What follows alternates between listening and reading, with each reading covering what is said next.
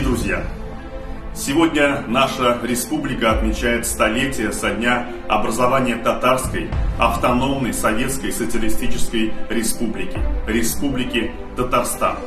Важнейший период в истории татарского народа и всего региона.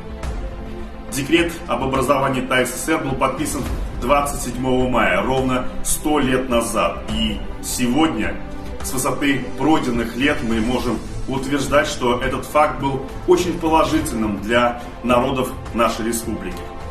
Он способствовал возрождению государственности, которая имеет глубокие традиции языка, духовных и исторических традиций. С момента создания ТАССР наш город был центром Бугульминского кантона, а уже через 10 лет, в августе 30 года, город уже назначили центром Бугульминского района.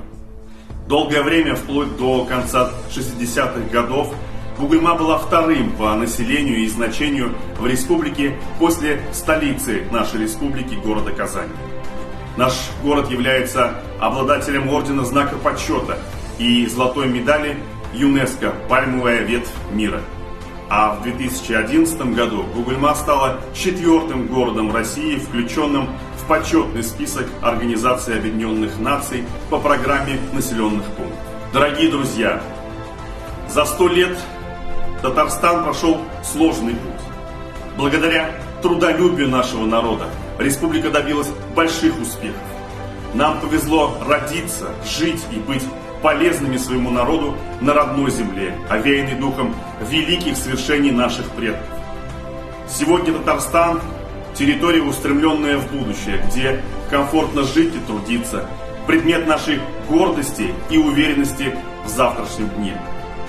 Я искренне поздравляю всех наших жителей со столетием со дня образования ТАССР.